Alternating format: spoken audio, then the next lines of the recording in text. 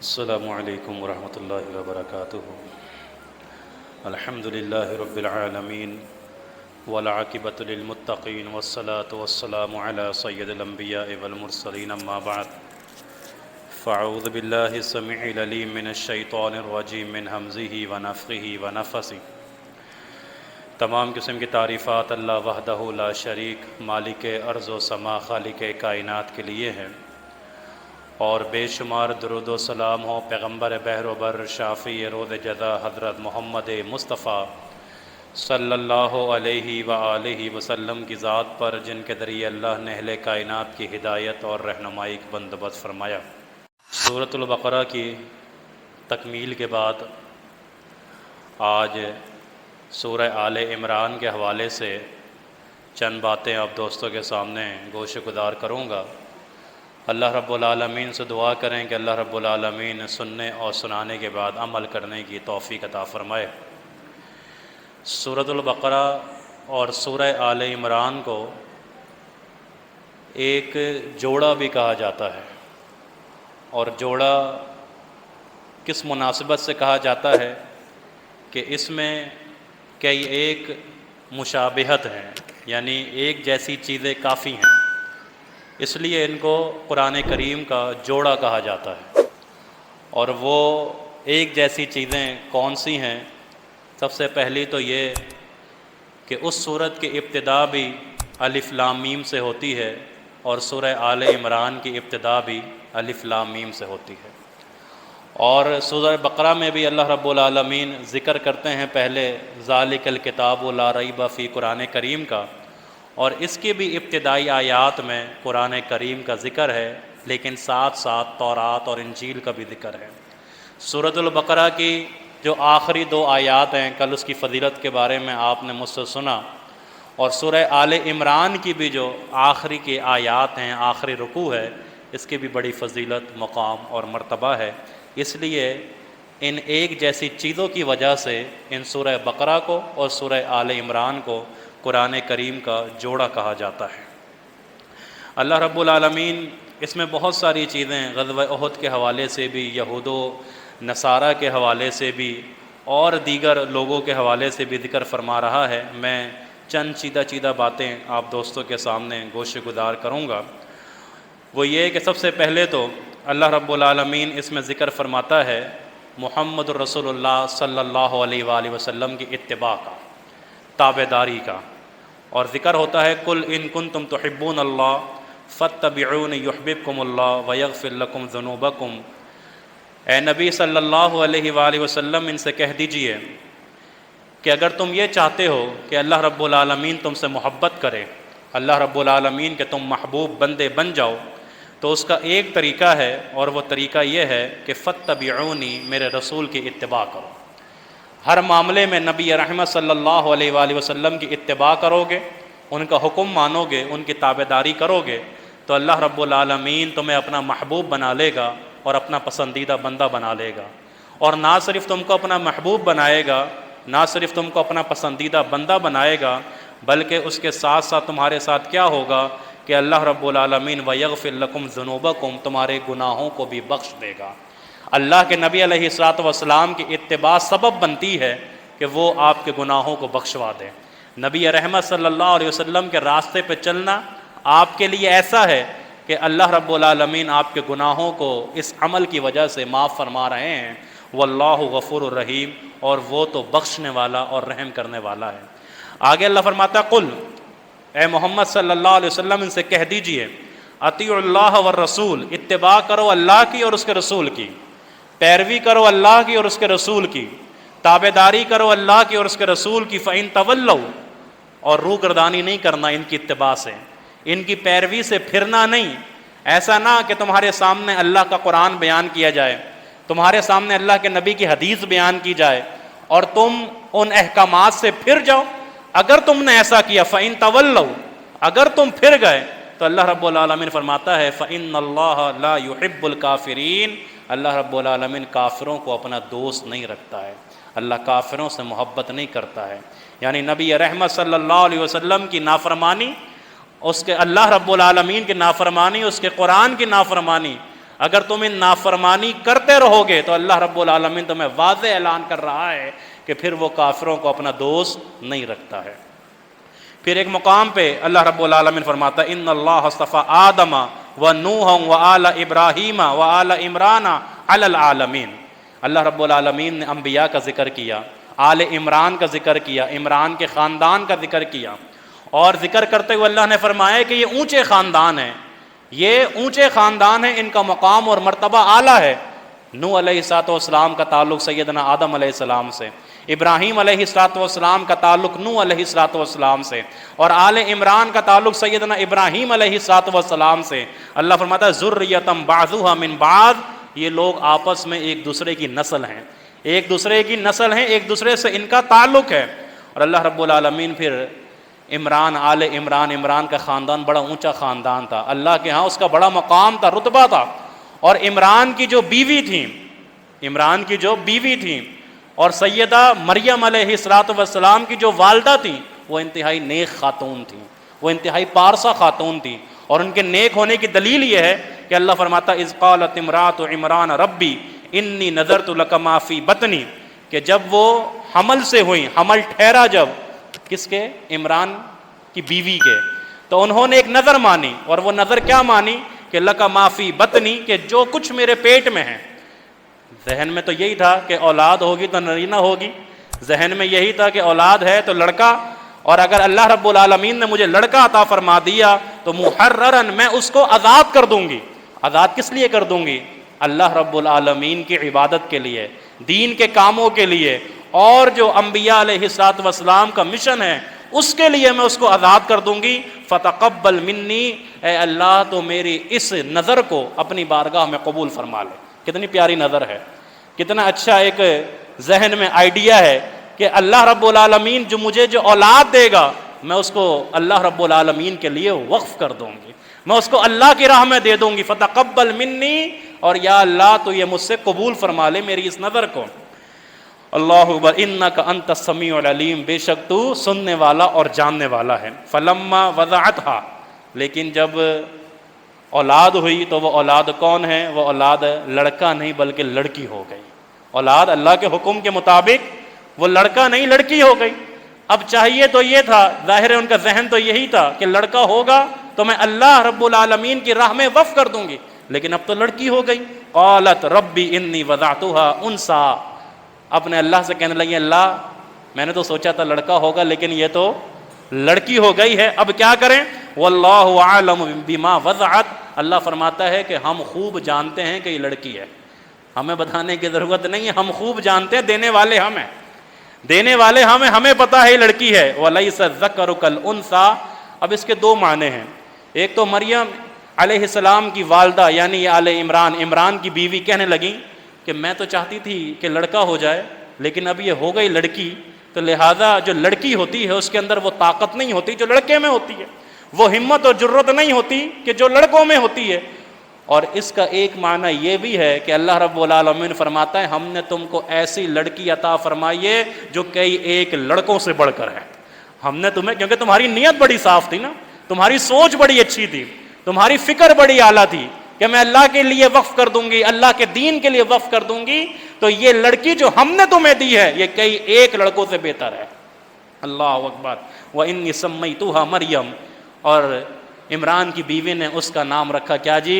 مریم، مریم نام رکھا، اور دعا کری اللہ رب العالمین سے کہ اللہ میری اس بیٹی کو، میری اس لڑکی کو، میری اس مریم کو یا اللہ شیطان مردود کے شر سے محفوظ رکھنا۔ یہ دعا کیا کریں اپنی اولادوں کے لیے، اپنے بچوں اور بچیوں کے لیے دعا کیا کریں کہ یا اللہ ہمارے بچے اور ہماری بچیوں اور ہماری اولادوں کو شیطان مردود سے دور رکھ، اس سے بچا کے رکھ۔ فتقبلها ربها بقبول، اللہ رب العالمین نے مریم کو قبول کر لیا۔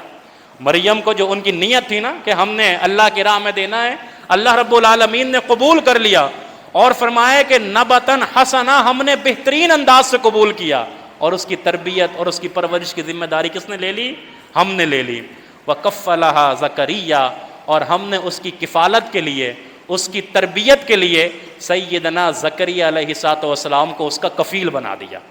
اب ایک نبی کے زیر سایہ جب رہے گی تو کیا تربیت ہوگی، اور یہ زکریا علیہ السلام مریم علیہ السلام کے رشتے میں کون ہیں؟ خالو ہیں. خالو کی کفالت میں، نبی کی کفالت میں دے دیا گیا. اور اسی لیے دیا گیا نبی کی کفالت میں کہ ان کی کفالت اور ان کے زیر سایہ رہ گی تو بچے کی پروان کیا ہوگی، اس کی تربیت کتنی اونچی ہوگی. اس لیے کسی اہل علم کے زیر سایہ رہنا، کسی عالم دین کے زیر سایہ رہنا، کسی نیک آدمی کے زیر سایہ رہنا ایسا ہی ہے کہ اللہ رب العالمین آپ کی تربیت کو چار چاند لگا دے. وَكَفَّلَهَا زَكَرِيَّا، آگے اللہ فرماتا ہے کہ كُلَّمَا دَخَلَ عَلَيْهَا زَكَرِيَّا الْمِحْرَابَ، اب جب بھی زکریا علیہ السلام سیدہ مریم کے حجرے میں، محراب میں داخل ہوتے، حجرے میں داخل ہوتے، وجد عندها رزقا، تو ان کو رزق ملتا، پھل ملتے، فروٹس ملتے. ایک معنی تو مفسرین نے یہ کیا ہے کہ ان کے محراب میں، ان کے حجرے میں کیا ہوتا؟ رزق ہوتا، اور ایسا رزق ہوتا کہ جو بے موسم ہے. جو کیا ہے؟ بے موسم ہے. ابھی موسم نہیں ہے، اس پھل کا موسم نہیں ہے، لیکن کیا ہے؟ ان کے کمرے میں وہ رکھا ہوا ہے. اور دوسرا معنی یہ ہے کہ اللہ رب العالمین نے ان کو علم اور حکمت کی بڑی اونچی اونچی باتیں عطا کری تھیں. وہ ایسی ایسی باتیں کرتی، وہ پریشان ہو جاتے زکریا علیہ السلام کہ یہ حکمت والی باتیں، یہ دانائی والی باتیں، یہ عقل مندی والی باتیں یہ کیسے کر رہی ہیں. اللہ زکریا علیہ السلام پوچھتے، قال یا مریم، اے مریم، ان لکی ھذا، یہ جو پھل ہیں، بے موسم پھل ہیں، یہ تمہارے پاس کہاں سے آئے؟ ان پھلوں کا موسم تو نہیں ہے، تمہارے پاس کہاں سے آئے؟ یا پھر یہ جو تم حکمت والی، دانائی والی، عقل مندی والی اونچی اونچی باتیں کر رہی ہو، یہ تمہیں کس نے سکھائی ہیں؟ قالت هو من عند اللہ، وہ اشارہ کرتی اللہ رب العالمین کی طرف کہ یہ اللہ رب العالمین کی طرف سے، یہ اللہ رب العالمین کی عطا ہے، یہ اللہ رب العالمین نے مجھ کو دیا ہے. ان اللہ یرزق من یشاء بغیر حساب، اور وہ اللہ تو جسے چاہتا ہے بے حد و حساب رزق عطا فرما دیتا ہے، بے حد و حساب حکمت عطا فرما دیتا ہے، بے حد و حساب دانائی عطا فرما دیتا ہے. یہ اس کی منشا اور اس کی مرضی ہے. اب جب زکریا علیہ السلام نے یہ سنا کہ بے موسم پھل اللہ کھلا رہا ہے، اور اللہ رب العالمین یقینی طور پہ اسباب کا محتاج نہیں ہے، یہ ذہن میں بٹھائیے کہ اللہ اسباب کا محتاج نہیں ہے. اسباب اس کے حکم کے محتاج ہو سکتے ہیں، لیکن وہ اسباب کا محتاج نہیں ہو سکتا. ہنالک دعا زکریا ربا، دیکھا نا کہ بے موسم پھل مل رہے ہیں کس کو؟ مریم کو. تو اسی وقت اللہ رب العالمین دعا زکریا ربا، اپنے رب کو پکارا، اپنے رب سے التجا کری. اور کیا التجا کری؟ قالا، زکریا نے کہا، رب حب لی من لدنک ذریۃ طیبہ، اے اللہ تو مجھے بھی نیک اولاد عطا فرما دے، اللہ تو مجھے بھی پاک اولاد عطا فرما دے. انک سمیع الدعاء، بے شک تو دعاؤں کو سننے والا ہے. اللہ اکبر. نبی کا انداز کتنا پیارا ہے، نبی کا طریقہ کتنا پیارا ہے، نبی کے الفاظ کتنے پیارے ہیں. کس طرح کہ اللہ جب تم مریم کو بے موسم پھل کھلا سکتا ہے، دعا زکریا ربا، اپنے بندے کو، اپنے نبی کو، زکریا کو اولاد کیوں نہیں دے سکتا؟ اللہ اکبر. انک سمیع الدعاء، بے شک تو کون ہے؟ دعاؤں کا سننے والا ہے. فنادتہ الملائکہ، اسی وقت فرشتے نے زکریا کو آواز دی. یہ دیکھیں دعا کیسے قبول ہوتی ہے. انداز ہونا چاہیے، طریقہ ہونا چاہیے، مانگنے کا سلیقہ اور ڈھنگ ہونا چاہیے کہ اللہ سے سوال کیسے کرنا ہے.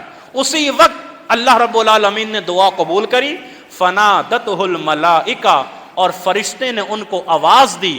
وَهُوَ قَائِمٌ يُصَلِّ فِي الْمِحْرَابِ، وہ بھی اپنے حجرے میں مصلے پر کھڑے تھے. ابھی مصلی بھی نہیں چھوڑا تھا. اللہ اکبر. ابھی مصلی بھی نہیں چھوڑا تھا. قَائِمٌ يُصَلِّ فِي الْمِحْرَابِ، حجرے میں اپنے مصلے پہ کھڑے تھے. ابھی تو فرشتے نے آواز دی اور خوشخبری دی، ان اللہ یبشرک بیحییٰ، اے زکریا تم نے اللہ سے اولاد مانگی، اے زکریا تم نے اللہ سے سوال کیا، اللہ تمہیں خوشخبری سنا رہا ہے. کس کی؟ یحییٰ علیہ السلام کی. مصدقم بکلمۃ من اللہ، وہ تصدیق کرنے والے ہوں گے اللہ کے کلمے کی. وہ کون ہیں؟ وہ سیدنا عیسیٰ علیہ السلام، ان کی تصدیق کرنے والے ہوں گے. وہ سیدوں، سردار ہوں گے. وہ نیکوکار ہوں گے، وہ نبیم وہ نبی ہوں گے، من الصالحین اور ان کا شمار صالحین میں سے ہوگا۔ اللہ کو یہ ادا تمہاری زکریا اتنی پسند آئی ہے، اللہ کو یہ طریقہ زکریا تمہارا اتنا پسند آیا ہے کہ اللہ نے تمہیں اسی وقت یحییٰ کی خوشخبری بھی دی، مصدقم بکلمت من اللہ بھی بنایا، سردار بھی بنایا، نیک بھی بنایا، نبی بھی بنایا۔ کس کو؟ تمہاری اولاد کو جو تم نے اللہ سے مانگی تھی۔ اللہ اکبر۔ جب یہ مل گئی نا خوشخبری زکریا علیہ السلام کو، اب ان کو تھوڑا سا ہوا، انہوں نے کہا قال ربی، زکریا نے اپنے رب سے کہا انا یکون لی غلام، یا اللہ میرے ہاں اولاد کیسے ہو سکتی ہے؟ اپنے پہلے مانگ لیا، اللہ سے سوال کیا، اللہ نے خوشخبری دے دی، تو اب کہنے لگے اللہ میرے ہاں اولاد کیسے ہو سکتی ہے؟ میں تو بوڑھا ہو گیا، میں تو بوڑھا ہو گیا، وامرأتی عاقر، اور میری جو بیوی ہے وہ تو بانجھ ہے، وہ تو بانجھ بوڑھے ہو چکے تھے۔ لیکن جب اس طرح دیکھا نا مریم کو کہ اللہ بے موسم پھل کھلانے پہ قادر ہے، تو اللہ سے پھر یہ دعا کری کہ اللہ اگر میں بوڑھا ہو گیا، بیوی بانجھ ہے، تو کیا ہو گیا؟ تو اسباب کا محتاج تو ہے ہی نہیں، تیرے سامنے اسباب تو کوئی حیثیت ہی نہیں رکھتے، اسباب تیرے محتاج ہو سکتے ہیں، اللہ تو مجھے پھر اولاد کیوں نہیں دے سکتا؟ وامرأتی عاقر، میں تو کون ہوں؟ میری بیوی بانجھ ہے، میں بوڑھا ہوں، میری یہاں اولاد کیسے ہوگی؟ میرے ہاں بچہ کیسے ہو سکتا ہے؟ اللہ رب العالمین نے جواب دیا، سنیے جی جواب، اللہ نے قالا کذالک اللہ، اللہ تو ایسے ہی کرے گا، اللہ اسی طرح کرتا ہے، یفعل ما یشاء، اللہ جو چاہتا ہے اللہ وہ کرتا ہے۔ اللہ رب العالمین سے کوئی پوچھنے والا نہیں ہے، اللہ رب العالمین جو چاہتا ہے اللہ رب العالمین کرتا ہے، اللہ رب العالمین سے کوئی سوال کرنے والا نہیں ہے۔ تم بوڑھے ہو گئے کوئی بات نہیں، تمہاری بیوی بانجھ ہے کوئی بات نہیں، ہم ہیں کائنات کے شہنشاہ، ہم ہیں اولادیں دینے والے، ہم جو چاہیں گے کریں گے، ہم سے کوئی سوال کرنے والا، ہاں تم ہو، ہم سے سوال کرو، پھر ہم کائنات کو تبدیل کریں گے تمہارے لیے، لیکن کب کریں گے؟ کہ جب تم ندامت اور شرمندگی کے آنسو بہا کر مجھ سے سوال کرو گے۔ اچھا، اس کے بعد زکریا علیہ السلام کہنے لگے قال رب اجعل لی آیہ، اللہ ٹھیک ہے تیری مرضی تیری منشا، تو نے میری دعا قبول فرمائی، اللہ کوئی نشانی تو بتا کہ کس طرح سے کیا کرنا ہے، کوئی نشانی تو ظاہر کر۔ قال آیتک، اللہ رب العالمین نے فرمایا اس کی نشانی یہ ہے کہ اب تم نے 3 دن خاموشی اختیار کرنی ہے، خاموش رہنا ہے، اب تم نے 3 دن کیا کرنی ہے؟ خاموشی اختیار کرنی ہے۔ ہاں ساتھ میں کیا کرنا ہے؟ وَاذْكُرْ رَبَّكَ كَثِيرًا، اپنے سینے میں اپنے دل میں کثرت کے ساتھ اللہ رب العالمین کی تمہیں تسبیح بیان کرنی ہے اور اللہ رب العالمین کا ذکر کرنا ہے۔ وَسَبِّحِ بِالْعَشِيِّ وَالْإِبْكَارِ، صبح ہو یا شام ہو، صبح اور شام تم اپنے رب کو یاد کرتے رہنا، تم اپنے اللہ کو یاد کرتے رہنا۔ اللہ اکبر۔ آگے اللہ فرماتا ہے وَإِذْ قَالَتِ الْمَلَائِكَةُ، جب فرشتے نے مریم سے کہا یا مریم، اب یہ مریم کی تربیت کس کے زیر سایہ ہوئی ہے؟ سیدنا زکریا علیہ السلام کے۔ فرشتہ آیا مریم کے پاس اور کہنے لگا کہ اللہ رب العالمین نے تمہیں طاہرہ بنایا ہے، اللہ رب العالمین نے تمہیں پاکیزہ بنایا ہے، اور اللہ نے تمہیں وہ مقام عطا فرمایا کہ علی نساء المومنین، پورے جہاں کی عورتوں پہ اللہ رب العالمین نے تمہیں اونچا مقام عطا فرما دیا ہے۔ یا مریم، اے مریم، اللہ رب العالمین کے سامنے گریہ ازاری کرتی رہنا، وسجدی، اللہ کے سامنے سجدہ کرتی رہنا، ورکعی مع الراکعین، اور جھکنے والوں کے ساتھ اللہ کے سامنے جھکتی رہنا۔ یہ کون کہہ رہا ہے؟ یہ پیغام اللہ کا فرشتہ اللہ کی طرف سے مریم کو سنا رہا ہے۔ اب اس کے بعد اللہ نے فرمایا ذالک من انباء الغیب، اے پیغمبر یہ ہم آپ کو غیب کی باتیں بتا رہے ہیں، اے پیغمبر محمد صلی اللہ علیہ وسلم ہم آپ کو یہ غیب کی باتیں بتا رہے ہیں۔ نوحی الیک، اور کس ذریعے سے بتا رہے ہیں؟ اپنی وحی کے ذریعے سے بتا رہے ہیں۔ غیب کی باتیں ہیں، آپ نہیں تھے اس وقت، اس موقع پہ آپ نہیں ہیں، لیکن ہم آپ کو بتا رہے ہیں کس کے ذریعے؟ اللہ کی وحی کے ذریعے۔ تو یہ بھی یاد رکھیے کہ محمد صلی اللہ علیہ وآلہ وسلم کو غیب کا علم نہیں، بلکہ غیب کے علم کے جتنے خزانے ہیں وہ اللہ رب العالمین کے لیے خاص ہیں، اللہ کے علاوہ کوئی اور نہیں ہے کہ جو غیب کا علم جانتا ہو۔ اگر کوئی ایسا کہتا ہے یقیناً وہ جھوٹا ہے، جھوٹا ہے اور جھوٹا ہے، کیونکہ اللہ نے کہا ہم آپ کو دے رہے ہیں پیغام، ہم آپ کو سنا رہے ہیں، اور کہاں سے؟ بذریعہ وہی آپ کو بتا رہے ہیں۔ اللہ اکبر۔ آگے اللہ رب العالمین فرماتا ہے اذ قالت الملائکہ، جب فرشتے نے کہا، اب یہ تھوڑا سا مسئلہ، اللہ اکبر، یا مریم، اے مریم، ان اللہ یبشرک بکلمۃ منہ، اللہ رب العالمین تمہیں خوشخبری سنا رہا ہے ایک کلمے کی، ایک نشانی کی. وہ کون ہے؟ اسمہ المسیح عیسیٰ ابن مریم. اس کا نام عیسیٰ علیہ السلام ہوگا جو تمہارے بطن سے اللہ رب العالمین پیدا کرے گا. وجیہن فی الدنیا والآخرہ. اس کا بڑا رعب ہوگا دنیا میں بھی آخرت میں بھی. اس کا بڑا جلال ہوگا دنیا میں بھی آخرت میں بھی. ومن المقربین، مقربین، اور وہ اللہ رب العالمین کے بڑے قرابت داروں میں سے ہوگا. اس کو بڑا اللہ کا قرب ملا ہوگا. وَيُكَلِّمُ النَّاسَ فِي الْمَهْدِ وَكَهْلًا وَمِنَ الصَّالِحِينَ. اور وہ لوگوں سے کلام کرے گا. عیسیٰ تمہارا بیٹا لوگوں سے کلام کرے گا اس وقت جب وہ گود میں ہوگا، وَكَهْلًا، اور جب وہ بوڑھا ہوگا. یہ جو اللہ رب العالمین نے سیدنا عیسیٰ علیہ السلام کو آسمانوں پہ اٹھا لیا ہے، یہ آیت کا بھی پورا ہونا باقی ہے. اس آیت گود میں تو کلام کر لیا، لیکن یہ بڑھاپے میں اللہ نے کہا کلام کرے گا. تو بڑھاپے میں تو سب کلام کرتے ہیں. بڑھاپے میں جب بزرگ ہو جائے، جب بولنا آ جائے، جب 40 سال سے اوپر سارے کلام کر رہے ہوتے ہیں، لیکن اللہ نے خصوصاً کہا کہ وَكَهْلًا، بڑھاپے میں بھی کلام کرے گا. تو وہ بڑھاپے میں کلام اسی وقت ہوگا کہ جب آسمانوں سے ان کا نزول ہوگا، جب آسمانوں سے ان کا اس آیت کا پورا ہونا باقی ہے. قالت، مریم نے کہا ربی ان یکون لی ولد ولم یمسسنی بشر. میرے یہاں اولاد کیسے ہو سکتی ہے؟ مریم نے کہا میرے یہاں اولاد کیسے ہو سکتی ہے؟ مجھے تو کسی بشر نے چھوا تک نہیں ہے، کیسے ہو سکتی ہے؟ اللہ اکبر. اذا قضا امرا فانما یقول له کن فیکون. مریم پریشان نہ ہو، یہ میں رب کا حکم ہے، یہ میں رب کا حکم ہے. فانما یقول له کن فیکون. میں رب کو جو کام کرنا ہوتا ہے، کن وہ کہتا ہے ہو جا، فیکون وہ ہو جاتا ہے. ہم آدم کو بغیر ماں باپ کے پیدا کر سکتے ہیں، ہم مریم کو بے موسم پھل کھلا سکتے ہیں، ہم زکریا علیہ السلام کو بڑھاپے میں اولاد دے سکتے ہیں. بیوی بانج ہے، ہم تب بھی اولاد دے سکتے ہیں. ہم قادر ہیں. تمہیں کسی مرد نے نہیں چھوا، لیکن اس کے باوجود ہم تمہیں تمہارے بطن سے تمہیں اولاد دیں گے. اس کا نام عیسیٰ ابن مریم ہوگا. کوئی ہے مائی کا لال جو آ کے ہمیں چیلنج کرے؟ کیونکہ کائنات کے شہنشاہ ہم ہیں، ہم سے کوئی پوچھنے والا نہیں ہے، ہم جو چاہے کر سکتے ہیں. یہ زیب کس کو دیتا ہے؟ یہ اللہ کو ہی دیتا ہے نا. ہم جیسے لوگوں کو یہ زیب نہیں دیتا نا. اللہ چاہے، اللہ اکبر، اللہ رب العالمین چاہے آدم کو بغیر ماں باپ کے پیدا کر دے، مریم کو بے موسم پھل کھلا دے، زکریا کو بڑھاپے میں اولاد دے دے. وہ جو چاہے کر سکتا ہے. اللہ فعال لما یرید. اس سے کوئی پوچھنے والا نہیں ہے، وہ جو چاہے کریں. تو جب ہمیں پتہ چلا کہ وہ اللہ ایسا ہے کہ جو چاہے کر سکتا ہے، اس سے کوئی پوچھنے والا نہیں، تو مجھے اور آپ کو چاہیے کہ پھر اسی انداز سے اپنی دعاؤں کا طریقہ بنائیں کہ اللہ تو ہی ہے، مالک ہے، کارساز ہے، مولا ہے، بگڑی بنانے والا ہے. اللہ تو اسباب کا محتاج نہیں ہے، اسباب تیرے محتاج ہیں. تو جو چاہے کر سکتا ہے. اللہ میری فلاں پریشانیاں دور فرما دے. اللہ میری یہ دعا ہے، اللہ اس کو قبول فرما لے. یا اللہ میری یہ مشکل ہے، اس کو دور فرما دے. آپ اللہ سے دعا تو کریں.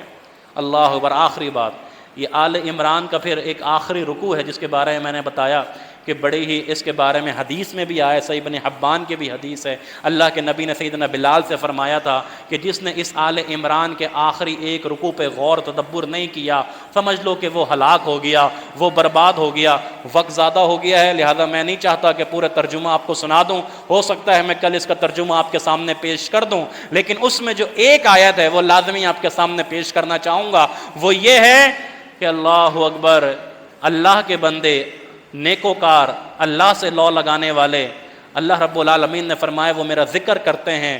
یذکرون اللہ قیاما وقعودا وعلی جنوبہم. اٹھتے بیٹھتے چلتے پھرتے اپنے پہلوؤں کے بل کروٹ کو بدلتے ہوئے بھی کیا کرتے ہیں؟ مجھے یاد کرتے ہیں، میرا ذکر کرتے ہیں. یہ رمضان کی راتیں، یہ جو ہم نے سوچا ہوا ہے نا کہ دن ہمارا روزے میں گزر گیا اور پھر ہم نے آ کے یہاں پہ 8 رکعت تراویح میں قرآن سن لیا، اللہ اللہ خیر صلی اللہ. نہیں میرے بھائی، یہ فلسفہ رمضان کا نہیں ہے.